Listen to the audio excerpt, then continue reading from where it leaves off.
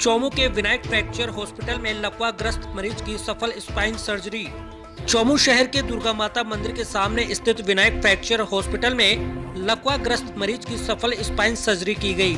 65 वर्षीय दातारामगढ़ निवासी रामेश्वर लाल खेत पर काम करते समय पेड़ से गिरने से चोटग्रस्त हो गए थे एवं चलने फिरने में असमर्थ हो गए थे। मरीज ने तुरंत विनायक फ्रैक्चर अस्पताल के स्पाइन एवं जोड़ प्रत्यारोपण विशेषज्ञ डॉक्टर राकेश चौधरी से परामर्श लिया, जहां जांच करने पर पाया गया कि रीढ़ की हड्डी में फ्रैक्चर है। डॉक्टर राकेश चौधरी ने मरीज को रीढ़ की हड्डी के ऑपरेशन की सलाह दी, लेकिन मरीज ने ऑपरेशन से इलाज लेने से मना कर दिया एवं डॉक्टर के बहुत समझाने के बाद भी बिना ऑपरेशन करवाए ही वापस लौट गए। इसके बाद मरीज को लकवा मार गया, जिससे मरीज बिस्तर पर ही मलमूत्र त्यागने को मजबूर हो गया एवं मरीज मलमूत्र त्यागने पर नियंत्रण खो दिया, जिससे उसके कपड़ों में ही मलमूत्र निकल जाता था।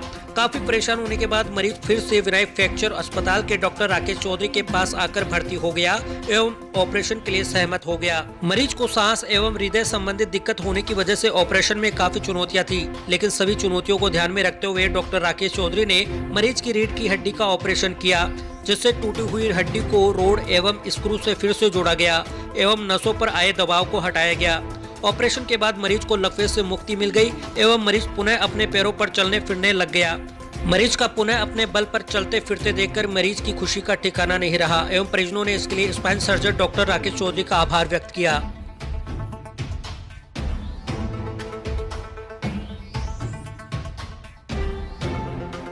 मैं doctor Rakesh Chaudhary orthopaedic surgeon हूँ, joint replacement and spine surgeon, Vinayak fracture and general hospital Chomu में।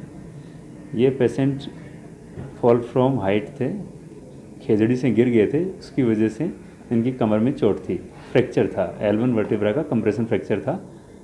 ये मेरे पास जब आए, मैंने MRI करवाई, इनको बताया कि इसमें ऑपरेशन की ज़रूरत है, लेकिन मरीज़ के मन में एक डर रहता है कि कमर का ऑपरेशन करवाने से पता नहीं क्या दिक्कत हो जाएगी। उसी डर के चलते ये लोग एक बार के लिए ऑपरेशन के लिए मना कर दिया कि ऐसे ही काम चलाओ, हम रेस्ट कर लेंगे, ऐसे ही ठीक हो जाए तो बढ़िया है। बहुत इंसिस्ट करने पर भी एक बार के लिए वापस से नॉर्मल दवाइयाँ लेके घर चले गए। घर जाने के बाद 1-2 दिन बाद कंप्रेशन और बढ़ गया और इनको लैट्रिन पेशाब रुक गया। एक लकवे जैसी स्थिति होती है, कोडा इक्विनस सिंड्रोम होता है। इसमें एक्चुअली लैट्रिन पेशाब रुकने की वजह से बाद में जब ओवरफ्लो वाली स्थिति होती है तो पेशाब अपने आप निकलने लग जाता है, लैट्रिन कपड़ों में निकलने लग जाता है। पेशेंट को पता नहीं चलता, आंतों की मूवमेंट नहीं होती, बाउल एंड ब्लैडर इन्वॉल्व हो जाते हैं, उसकी कोई मूवमेंट नहीं होती, पेशेंट चल नहीं पा रहा, पेशेंट लैट्रिन पेशाब अपने आप कपड़ों में निकल रहे हैं, उसकी वजह से बहुत परेशान हो गया। फिर वापस मेरे पास लेकर आए कि ये कंडीशन हो गई है। तब तक इनको 1-2 इन्फेक्शन और हो चुका था, पैर में कहीं घुटने में मवाद हो चुकी थी। उस कंडीशन में ऑपरेशन करने में और रिस्क थी। पहले उस मवाद को ठीक किया, फिर वापस से इनकी एक MRI करवाई, उसमें देखा कि दबाव बहुत ज़्यादा बढ़ा हुआ है।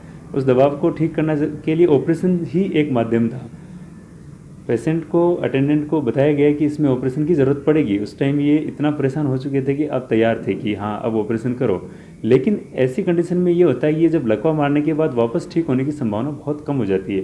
पेशेंट की उम्र 65 साल थी, हार्ट का पेशेंट है, पहले से स्टेंट डले हुए हैं हार्ट में, इतनी सारी दिक्कतें हैं, इन्फेक्शन हो रखा है, तो ऐसे पेशेंट को वापस ठीक होने में बहुत सारी समस्याएं होती हैं। ऑपरेशन के दौरान भी बड़ी रिस्क रहती है, इन्फेक्शन होने के भी बहुत चांस होते हैं, कार्डियक प्रॉब्लम भी थी। तो ये सब देखते हुए, सारी चीज़ों को ध्यान में रखते हुए हमने ऑपरेशन प्लान किया। ऑपरेशन के दौरान जो हड्डी का टुकड़ा टूट के नसों को दबा रहा था, उसको वापस से अपनी जगह पे बैठाया और रोड एवं स्क्रू से हड्डी को फिक्स किया। जो दबाव था वो कम्प्लीटली हटाया और ऑपरेशन बिल्कुल ठीक रहा। ऑपरेशन के तकरीबन 5 से 7 दिन बाद पेशेंट को थोड़ा थोड़ा पता चलने लग गया और तकरीबन 8वें या 10वें दिन तक पेशेंट आराम से चलने लग गया, लैट्रिन पेशाब पे कंट्रोल आ गया और पेशेंट पहले की तरह बिल्कुल ठीक हो गया। ऐसे ऑपरेशन नॉर्मली जटिल होते हैं, इसमें रिजल्ट्स के बारे में भी कुछ कह नहीं सकते। तो होना ये चाहिए था कि इनको ये तकलीफ़ स्टार्ट होने से पहले ही ऑपरेशन हो जाता है, लेकिन वो एक मन में भय था कि नहीं करवाना, रीढ़ की हड्डी की ऑपरेशन नहीं करवाना।